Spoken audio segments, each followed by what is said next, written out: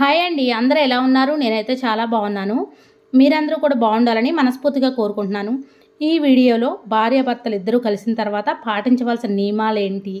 అలానే భార్య గర్భవతిగా ఉన్నప్పుడు భర్త పాటించవలసిన నియమాలేంటి? అలానే మనకు నెలసరి టైంలో కొన్ని నియమాలైతే పాటించాలి కదా! ఆ విషయాల గురించి ఈ వీడియోలో షేర్ చేస్తానండి.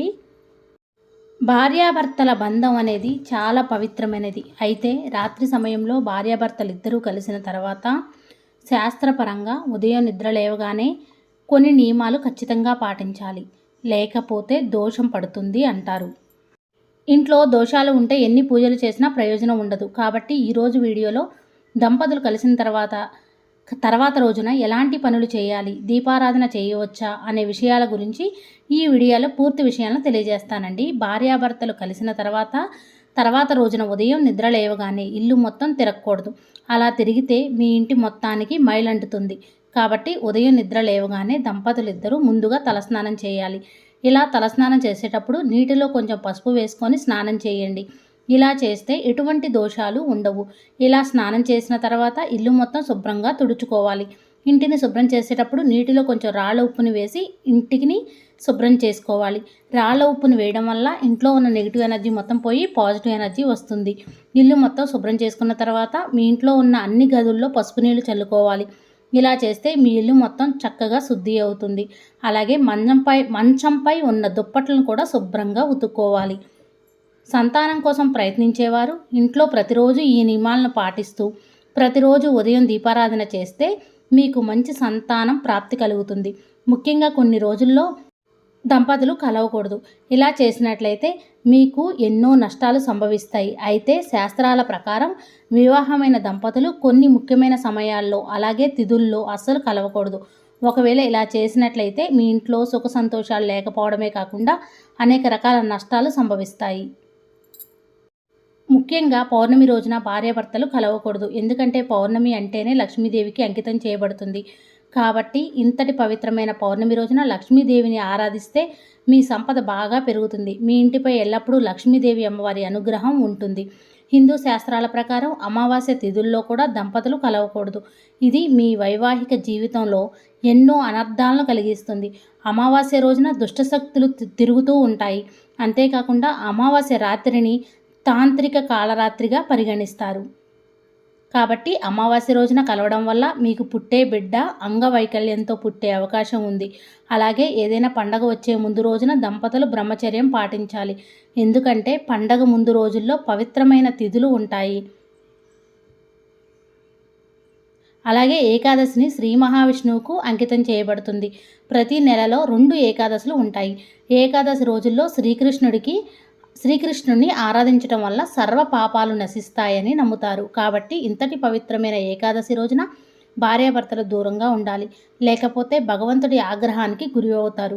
ఏకాదశి రోజున వెంకటేశ్వర స్వామిని, లక్ష్మీదేవి అమ్మవారిని పూజిస్తాం కదండి. అందుకే కొంచెం జాగ్రత్తగా ఉండాలి. అలాగే ప్రతి నెలకు ఒకసారి మాస శివరాత్రి వస్తుంది. ఈ శివరాత్రికి ఎంతో ప్రాముఖ్యత ఉంది. ఈ రోజున ఎంతో స్వచ్ఛంగా ఉండాలి. బ్రహ్మచర్యం పాటించాలి. అప్పుడే మీ ఇంటికి మంచి జరుగుతుంది. ఒకవేళ అనుకోకుండా మాస శివరాత్రిన స్త్రీ పురుషులు కలిసినట్టయితే భయంకరమైన ఫలితాలను చని చూడాల్సి వస్తుంది. ఎందుకైనా మంచిది అసలు మాస శివరాత్రి రోజున అసలు కలవకపోవడమే మంచిది. అలాగే మీ పూర్వీకుల మరణ తిథుల్లో కూడా భార్యాభర్తలు కలవకుండా ఉండాలి. ఇలాంటి తిథుల్లో దంపతులు కలిసినట్లయితే దేవతల ఆగ్రహానికి గురయ్యే ప్రమాదం ఉంది. ఫలితంగా మీ ఇంట్లో సంతాన సమస్యలను ఎదుర్కోవాల్సి వస్తుంది. ఇక శాస్త్రాల ప్రకారం స్త్రీలకు నెలసరి వచ్చే సమయంలో ఆడవాళ్లు ఖచ్చితంగా కొన్ని నియమాలు పాటించాలి. స్త్రీలకు నెలసరి వచ్చిన రోజున వెంటనే తలస్నానం చేయాలి. అలాగే మీ ఇంట్లో ఉన్న పూజ గదిని ఎవరి చేతైనా మూసివేయించాలి. స్త్రీలకు నెలసరి వచ్చిన 1వ రోజున, 3వ రోజున అలాగే 5వ రోజున ఖచ్చితంగా తలస్నానం చేయాలి. ఇలా తలస్నానం చేసేటప్పుడు నీటిలో కొంచెం పసుపు వేసుకొని స్నానం చేయాలి. ఇలా చేస్తే మీ జాతక రీత్యా ఏమన్నా దోషాలుంటే అవి తొలగిపోతాయి. కొంతమంది ఇంట్లో నిత్య దీపారాధన చేస్తూ ఉంటారు.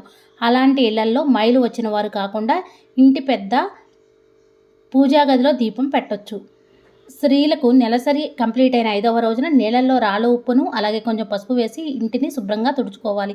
ఇలా ఇంటిని శుభ్రం చేసుకున్న తర్వాత ఇంట్లో ఖచ్చితంగా పసుపు, పసుపు నీళ్లు చల్లుకోవాలి. నెలసరి 5 రోజులు పూర్తయిన తర్వాత స్త్రీలు ఇంటిని శుద్ధి చేసుకోవాలి. అప్పుడే మీ ఇంటికి ఉన్న మైలు పూర్తిగా కంప్లీట్ అవుతుంది. నెలసరి సమయంలో భార్యాభర్తలు ఇద్దరూ అస్సలు కలవకూడదు. చాలామంది ఇళ్లలో స్త్రీలకు నెలసరి పూర్తయిన తర్వాత ఇంటిని శుద్ధి చేసుకోకుండా పూజలు చేస్తూ ఉంటారు. అలాంటి ఇళ్లలో దేవతలు నివసించరని, ఎన్ని పూజలు చేసినా ప్రయోజనం ఉండదని పండితులు వివరిస్తున్నారు. ఇలా ఇల్లంతా శుభ్రం చేసుకున్న తర్వాత పూజ గదిని కూడా శుభ్రం చేసుకోవాలి. దేవుని పటాలను నీటితో తుడిచి పసుపు రాసి కుంకుమ బొట్లు పెట్టుకోవాలి. ఇలా శుద్ధి చేసుకున్న తర్వాత స్త్రీలు 5వ రోజున ఇంట్లో దీపం పెట్టుకోవచ్చు. భార్యాభర్తలు కలిసిన తర్వాత దేవుడి దగ్గర దీపం పెట్టాలంటే తలస్నానం చేసి పెట్టుకుంటేనే ఎలాంటి దోషం లేకుండా ఉంటుంది. అలాగే భార్య గర్భావతిగా ఉన్నప్పుడు తన భర్త కొన్ని పనులను చాలా దూరంగా ఉండాలి. భార్య గర్భిణీగా ఉన్నప్పుడు తన భర్త గొడవలకు దూరంగా ఉండాలి. అలాగే పచ్చని చెట్లను నరకడం, చెట్లను కాల్చడం వంటివి చేయకూడదు.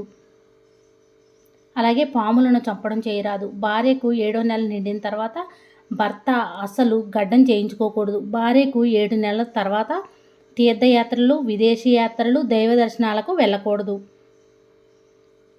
గుడిలో కొబ్బరికాయ కొట్టడం కానీ, తల మీద శటగోపురం కానీ పెట్టించకూడదు.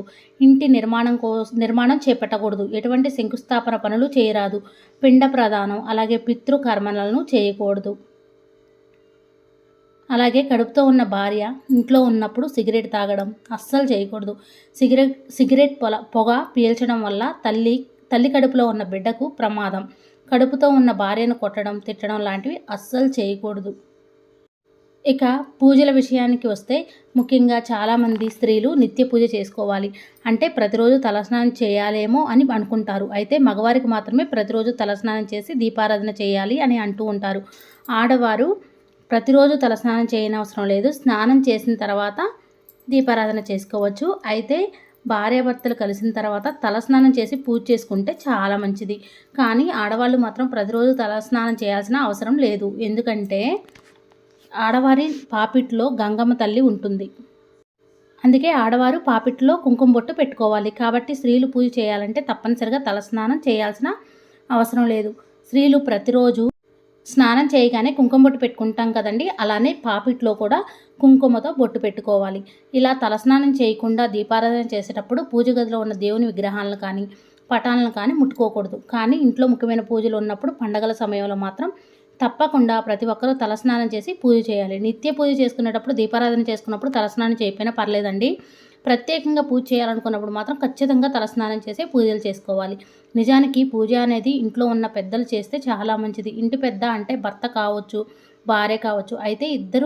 అయితే స్త్రీలు చేసే పూజ కన్నా మగవారు చేసే పూజకే ఎక్కువ పుణ్యఫలం అనేది లభిస్తుంది. ఇంట్లో మగవారు పూజ చేస్తేనే రెట్టింపు ఫలితం అనేది పొందవచ్చు. ఒకవేళ మగవారు చేయకపోతే ఆడవారైనా చేయొచ్చు. తెలుసుకున్నారు కదండి, భార్యాభర్తలు ఇద్దరూ కలిసిన తర్వాత పాటించవలసిన నియమాలేంటో. అలానే స్త్రీలు ప్రతిరోజు తలస్నానం చేయాలా లేదా, భార్య గర్భవతిగా ఉన్నప్పుడు పాటించవలసిన నియమాలేంటో. Thank you for watching. Bye అండి.